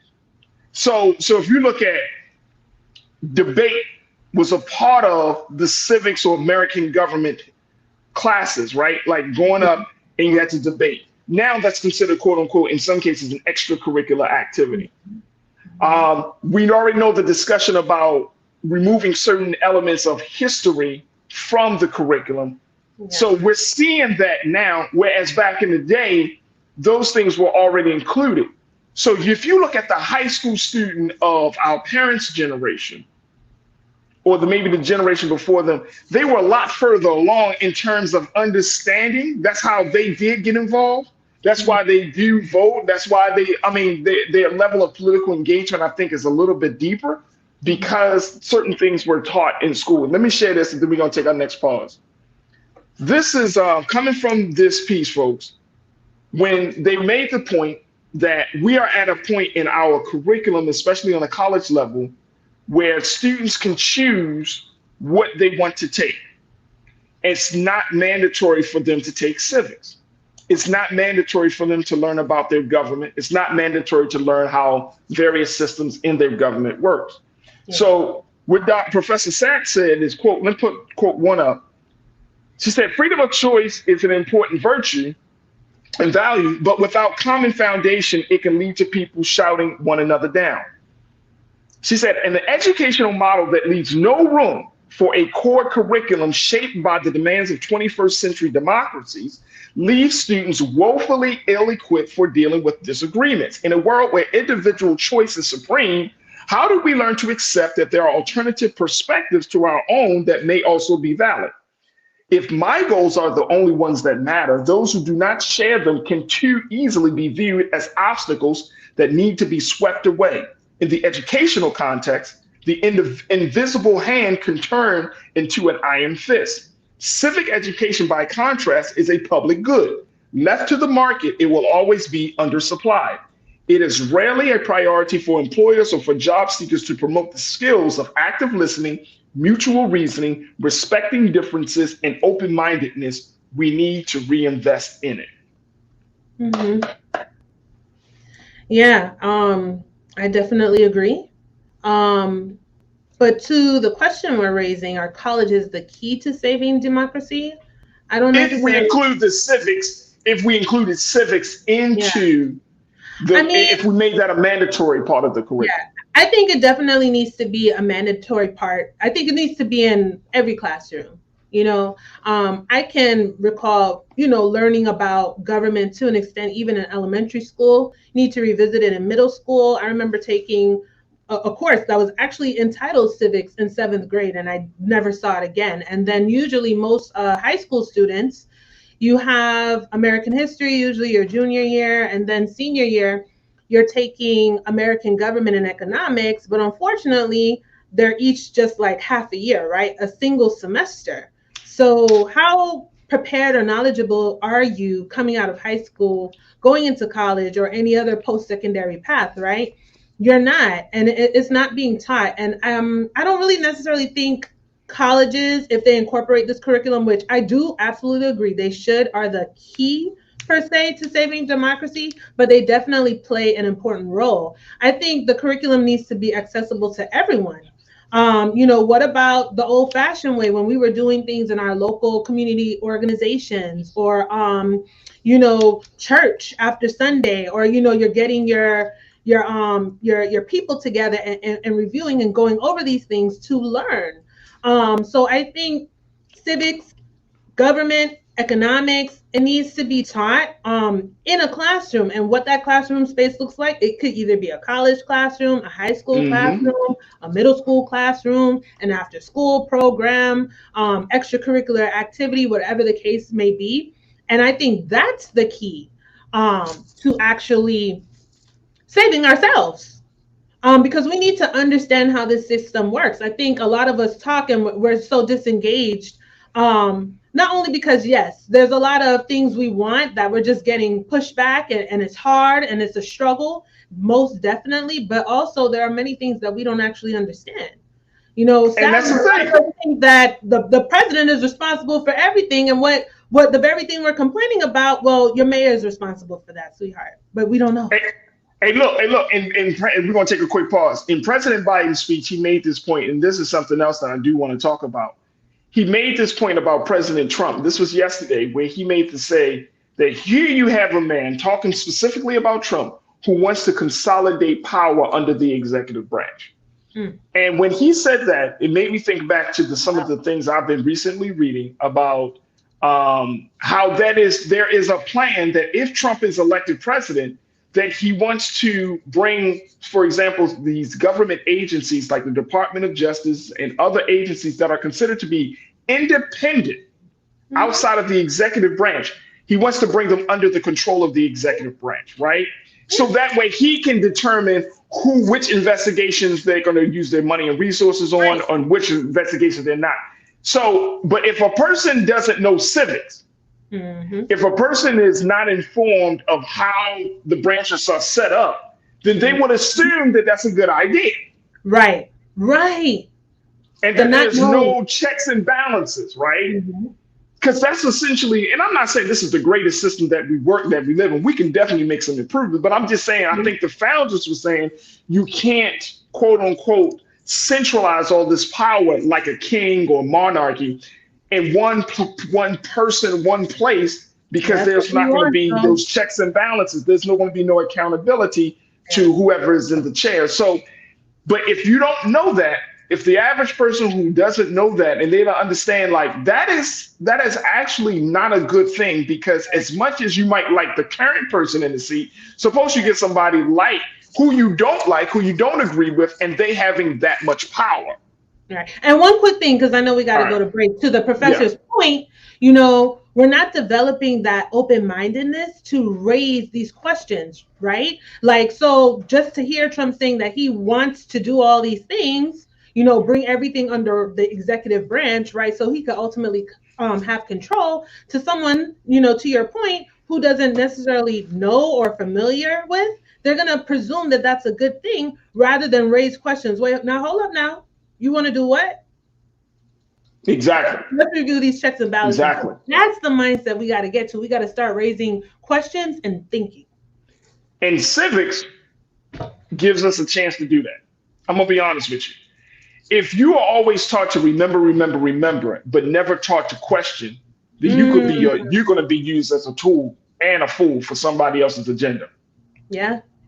We have to, in this country, unfortunately, those who value critical thinking are ostracized. When we question why things are the way they are, and I know we got members like that. We got crew members now. Y'all probably ostracized when y'all back in the day. Your parents probably, why are you asking all these questions? Why are you questioning this? And then, you know, if somebody were to say, oh, well, why does God do that? You should never question God. We need to go back to our 3-year-old selves and be right. But why? Curiosity. We have, and look, that has been killed in the American people for so long, especially for Black folks. We have always taught not to question things. We take it, but we don't want to question things. Look, I got to take a quick pause when we come back. More conversation with my sister Corinna, Denise, and you. Stay with us. It's The Culture here on the Black Star Network.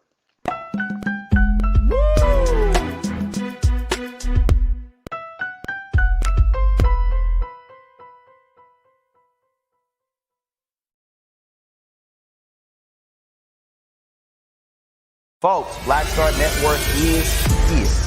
Oh, no punches! I'm real revolutionary right now. Support this man, Black media. He makes sure that our stories are told. Thank you for being the voice of Black America, Roland. Stay Black. I love y'all. All momentum we have now, we have to keep this going. The video looks phenomenal. See, this difference between Black Star Network and Black-owned media and something like CNN. You can't be Black-owned media and be scared. It's time to be smart. Bring your eyeballs home. You dig?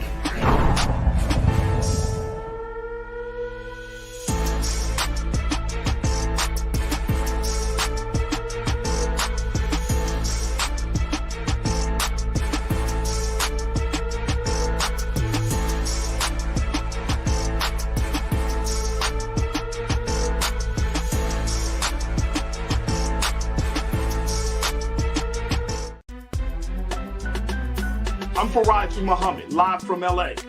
And this is The Culture. The Culture is a two-way conversation. You and me. We talk about the stories, politics, the good, the bad, and the downright ugly. So join our community every day at 3 p.m. Eastern and let your voice be heard. Hey, we're all in this together. So let's talk about it and see what kind of trouble we can get into. It's The Culture. Weekdays at 3, only on the Black Star Network. When you talk about blackness and what happens in black culture, we're about covering these things that matter to us, speaking to our issues and concerns. This is a genuine people-powered movement. There's a lot of stuff that we're not getting. You get it, and you spread the word. We wish to plead our own cause to long have others spoken for us. We cannot tell our own story if we can't pay for it. This is about covering us. Invest in black-owned media. Your dollars matter. We don't have to keep asking them to cover our stuff. So please support us in what we do, folks. We want to hit 2,000 people, $50 this month, raise $100,000. We're behind 100,000, so we want to hit that. Y'all money makes this possible. Check some money orders. Go to P.O. Box 57196, Washington, D.C. 20037-0196. The Cash App is $RM Unfiltered. PayPal is R Martin Unfiltered. Venmo is RM Unfiltered. Zelle is Roland at RolandSMartin.com.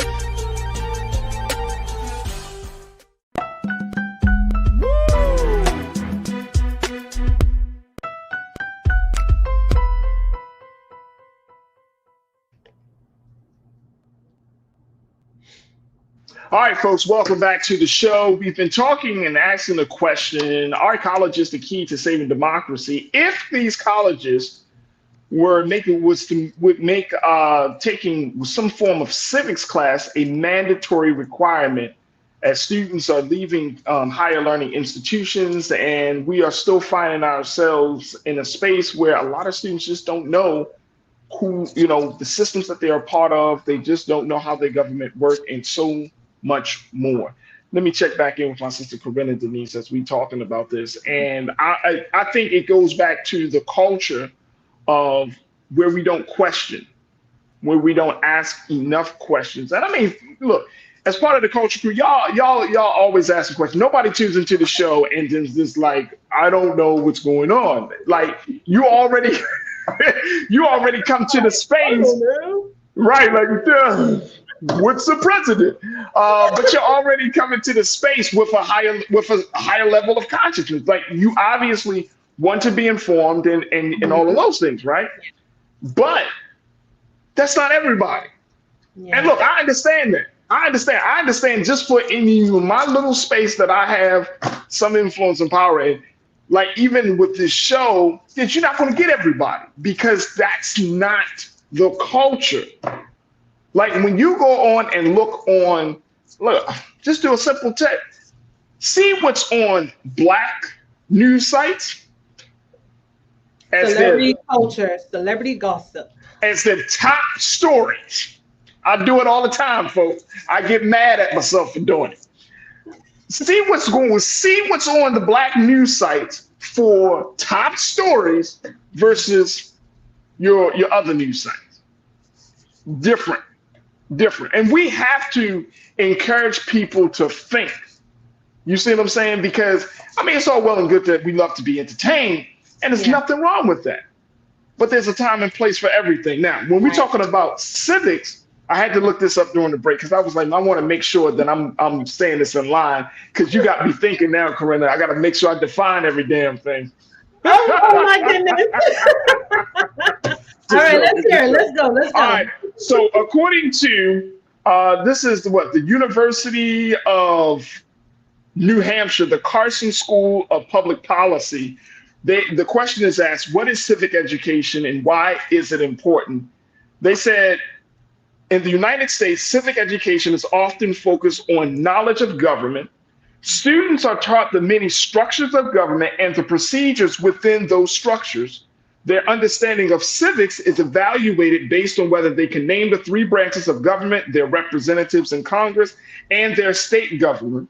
By these measures, the current state of civic education is lacking. If you can't name the 3 branches of government, your representative in Congress, and your state governor. Look at how basic the situation is, right? This is not like high-strung politics. They're finding that this is a problem for American students. They said this is from 2022 that I'm reading from the University of New Hampshire. Only 56% of Americans can name all three branches of government.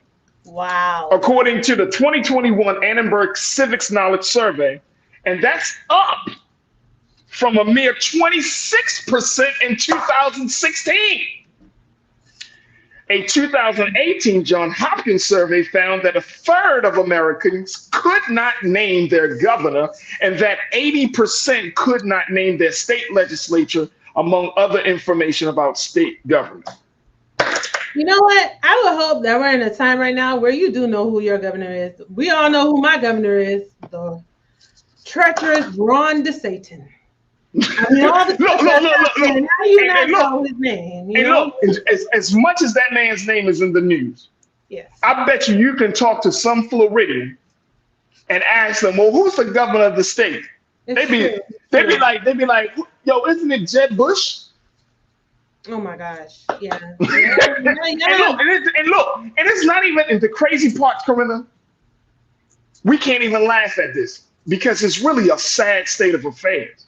It is sad. When you're talking about only 56% of Americans can name all three branches of government, what is the 44% of Americans? What are they thinking about? I know. And you know what? Just for context, as we're talking about it, let's go on ahead and name the three branches of government. Okay, so we have the executive branch. That's where the president is, right? Then we have the judicial.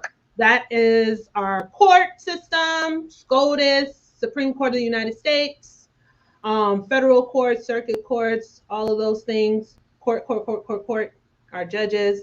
And then we have the legislative branch, which in my view flies under the radar a lot of the time. Our legislative branch contains the Congress, also known as our House of Representatives, right, on the federal level.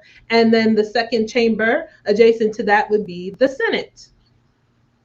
Those are our legislators who have to pass legislation to get to the president's desk for him to sign into law. And, you know, it's these simple things. A lot of times, you know, I think too, Farajii, I think a lot of us are even more familiar with our legislators or, you know, just elected officials who are on the federal level, as opposed to your local city, your local municipality, and you don't even know who your commissioner is, your mayor. Oh, no, or even what your commissioner does. What are those responsibilities, right? And there are things that are actually affecting you, and you don't even know that this is the person you need to be talking to. Corinna, you going too far, my sister. You going too far. You went too far. All right, let me back it up. Let's back it up. Let's start with the president of the United States. Who is that? It's not Trump right now, folks. It's still Joe Biden. And I mean, look, again, this is, and I'm glad that you brought this up because it's like, at the end of the day, man, this is, and it didn't, of course, I didn't say Black Americans, Black or white people or anything like that. But this is a very serious situation. That as 2016, y'all, this is like 7 years ago. 7 years ago that we are seeing, look at this. 26% of people knew what the three branches of government were 7 years ago. 26%. Back in 2016, that was the number of Americans that can name all three branches of government. In 2016, y'all. And you wonder why when we have conversations about voting, when we have conversations about policy, when we have conversations about changing the system, this stuff just, I mean, literally, and I'm not saying these people are slow or dumb or nothing. I'm not going to throw them. I'm just saying the brain is not equipped for this new information. Right. Now it's gone up. It's gone up, right? But I bet you in 2016, so that means that in 2008, 2012, did they know that a black man was in office who made history? Oh, wow. I'm sure they probably did because it was a huge moment for the country. But did they know who the president was after that in 2016? But to your point, I think it's a matter of we have to be familiar to be familiar, not because it's just a huge moment. Now, I would say, too, in the past 3 years with the pandemic and all these, laws just come, everything just back to back to back to back to back. And you kind of see this coordinated activity, right? In every state kind of aligning with the same racist, fascist, egregious laws. And we are actually feeling a direct impact in several ways, right? So I think that is really now pushing us to become more curious, to be like, what the hell is going on? And what does this mean for my life? And I think this speaks to even bigger issue that this needs to be the norm, right? And again, we have life, we got things happening. You don't have to be in this every single day. You have folks who actually study these things. You got to find your trusted people who can condense this information clearly and concisely to keep you abreast of what's happening, right? Because, if we're all doing a little bit of the work, then the weight of it all is not going to be so heavy, where we can kind of lean on each other and get the information that we need to get to push forward. But, we got to become more aware. And that's really sad. I'm kind of floored, like 26%. I didn't expect the number to be high. But, man, that's low. That's not even like a little bit. That's like a quarter of Americans. That's like a quarter of Americans. This was, again, 2016. This was the case. It went up in 2021. But look what happened what shot it up?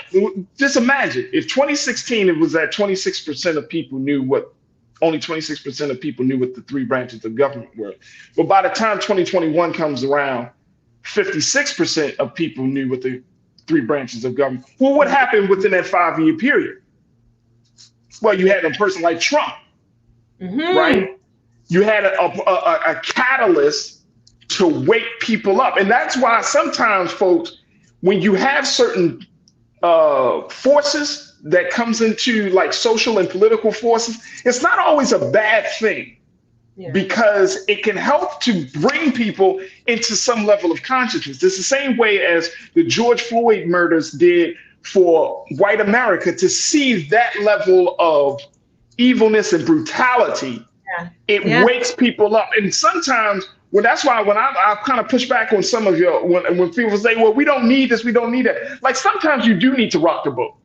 Sometimes you need an awakening, right? Sometimes you need to just shift us out of our comfort. We capsized the boat with January 6th. It could have been worse. More blood. It could have been worse. It could have been worse, right? It really could have been worse. So now the thing is, if the powers that be that want to keep us ignorant and dumb and want to keep our asses shaking and our fingers popping, right, all the time. And I'm saying for Black America, if we want to talk about some other stuff, and we want to talk about who's wearing what to some show.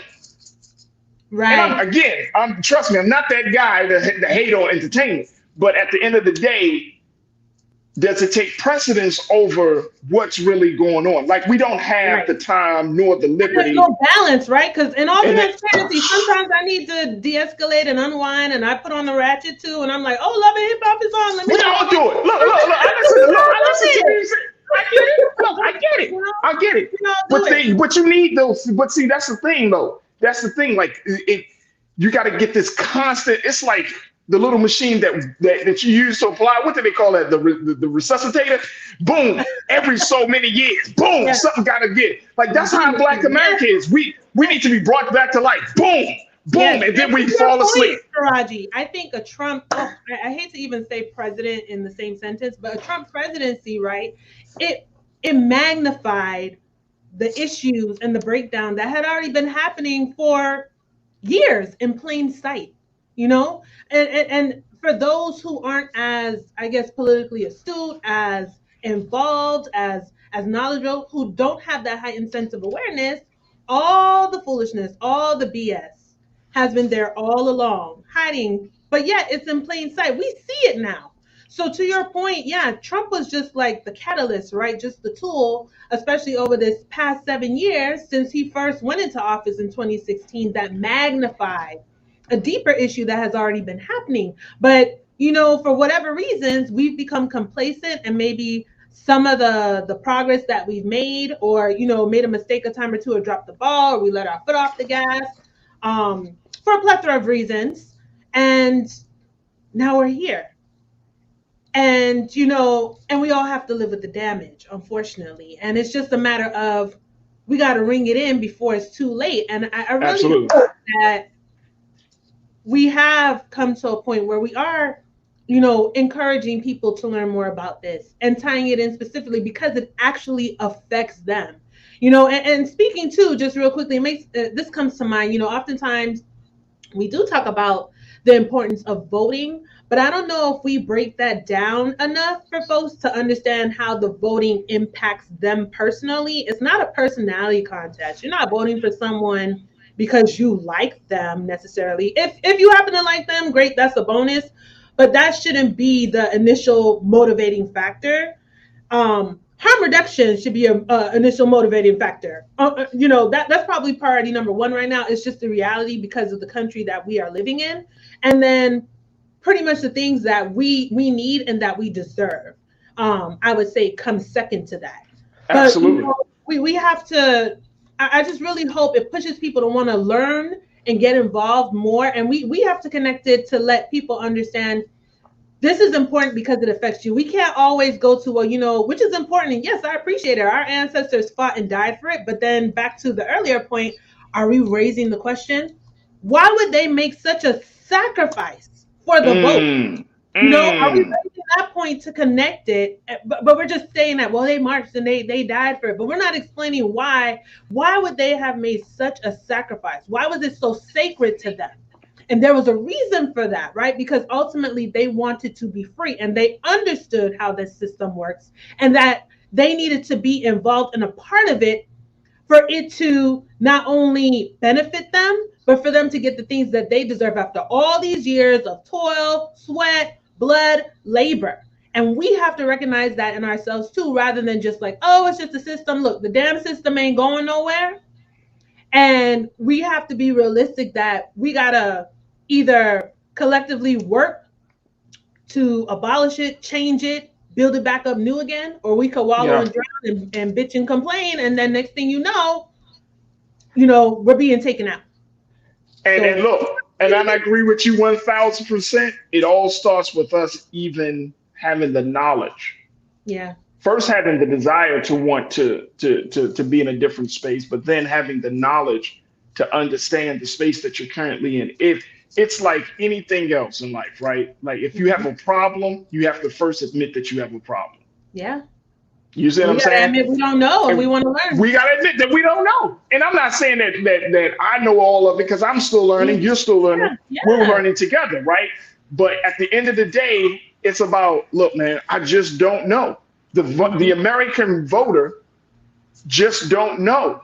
Yeah. And we also can't point the finger. We got to be amicable so the person could be like, well, that comes along with the civics. That comes along with having political discourse. And that's what this professor from the New York Times has mentioned. It's like, we're not even having conversations. Like yesterday we had a big conversation about, racial justice and advancing racial justice. It's like, are we even in a mindset to have a space to talk through things? You see what I'm saying? To outside of our own personal silos, or can we even talk about it? You know what I'm saying? Can you sit down, and I'm not saying in an unemotional way, but in a very humanistic way, have conversations about like, man, damn, let's talk about race. Let's talk about politics, right? And because we got the unofficial cultural narrative is, if you want to make a friend, don't talk about race, politics, and money. But guess what? Those are the three things that bring people together. Very true. Race, politics, money. So we have always been conditioned to build relationships with people on a very superficial level. Like if I'm friends with a white person and I can't talk about race, And I mean, not in a very hateful way. I'm talking about, and they can't talk about race. How can that friendship become a deep connection? Yeah. If I'm like, nah, I can't stay. But you always gotta walk on eggshells, right? You can't be your authentic self, right? I can't be my authentic self if I can't even have, like, you know, I'm black. I know you're white. Well, why we can't talk about those experiences, because what will happen is once we do talk about those experiences, we might come to some common ground on how we're living our life. We might come into some better understanding. Right. We don't, and so with this culturally, we got to change a lot. Look, I know our time has been very well spent. And you're right. We don't talk to each other. We gotta talk to each other. We gotta talk to each other. It's okay to talk about these things, right? And if we don't agree, we don't agree. And that's one of the things, very quickly, that's one of the things that this New York Times columnist was making a point of. She said, just because you teach civics, let me just pull up this thing very quickly. Lisa, let's go to the second one. Let's go to the second quote. I want to throw this out there because she said, to be clear, our civic education does not aim at achieving consensus among students, nor at producing moderation. Our students, like all of us, will continue to disagree on many things, nor are our students the only ones in need of such civic skills. Numerous members of Congress and governors could no doubt use this curriculum as well. We'd be happy to share it. But it is our belief that by restoring a common curriculum foundation centered on the democratic skills our students need to live in a diverse society, they will turn to more constructive ways to engage with those with whom they disagree than censorship or cancellation. That's easy. Oh, you cancel. That's easy. Censor them. That's easy. Talking to them, whoo, it's like climbing Mount Everest. It's like climbing Mount Everest. All right, Corinna, our time has been very, very well spent, sis. It's always a pleasure. Thank you so much for being a dope-ass culture crew member. Thank you for the work that you're doing on the college campuses and advising our students. And I know that you're advocating for them to get involved, so I ain't got to say that. That's unspoken, so I appreciate it. It's always our young people, right? Absolutely. Absolutely. Guess what? Them young people won't save us from ourselves. Trust and believe. Yeah, because when I get ready to retire, I need to make sure that they're running things right. I don't want, Come on. I want to take my rest. That's all. Come on, there it is. My sister Corinna Denise, y'all make sure y'all follow her on all social media platforms. Ren is in the building, y'all. And it's always a pleasure to have her. Thank you, Corinna, for being so good for the culture. Folks, that's going to do it for us. I thank each and every one of you, my online culture crew. I thank all of the new visitors, all of the new voices in the crew, in the chat. Thank you so much. Our time has been very well spent. Stick around. Up next, 6 p.m. Eastern Standard Time is Roland Martin Unfiltered. Make sure y'all do your due diligence. Support us here at Black Star Network. Go to our website today. We are rolling on so many different platforms. And so we want to continue to power this digital movement that we are embarked upon. BlackStarNetwork.com. Follow us on social media, as well as download the app for free. Also follow me, yours truly, The Real Farajii on Instagram, Farajii on Twitter, for The Real Farajii on Threads. And I'm on all social media platforms, even on X. So make sure y'all follow me there as well. As always, never be afraid to challenge what's wrong, stand for what's right while being yourself in the process. God willing, we will be back on Monday for another exciting edition of The Culture right here, only here, exclusively here on the Black Star Network. Have a fantastic weekend. Look forward to connecting with you on Monday. Talk soon. Peace.